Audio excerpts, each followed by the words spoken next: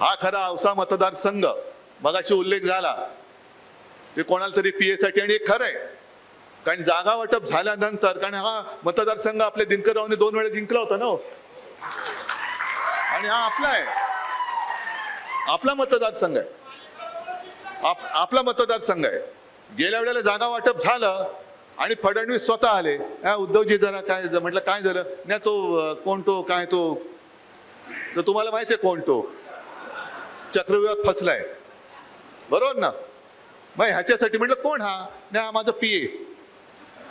अरे म्हटलं पीएला मी कसं देऊ, माझं तिकडे माणूस आहे. नाही नाही तुम्ही काही करा, काही करा, काही करा, काही करा. ठीक आहे, आपण थोडंसं एक माणुसकी जपणारी माणसं आहोत. तेव्हा मला काय माहिती होते पाठीकडनं वार करणार आहेत, आणि म्हणून मी त्यांना हो म्हटलं. पण आता नाही, आता पाडायचा. आता यावेळेला खासदार तर निवडून आलाच पाहिजे, आणायलाच लागेल.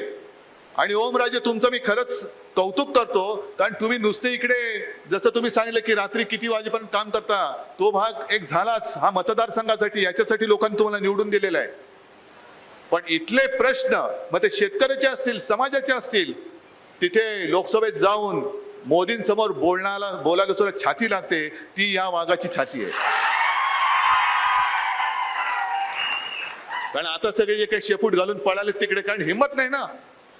डोळे वर करून बघायची काय, नुसते झापडं लावून आतमध्ये जातात आणि झापडं लावून बाहेर येतात. एकदम लाचार शिरोमणी आहेत.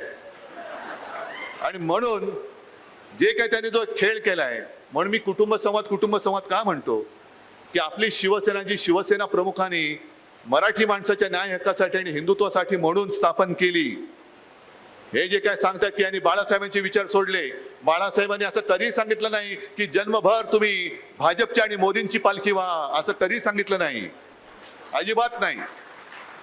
आणि ज्या ज्या वेळेला पाठीमध्ये वार होतो तेव्हा कोथळा काढण्याची शिकवण आम्हाला छत्रपती शिवाजी महाराजांनी दिलेली आहे.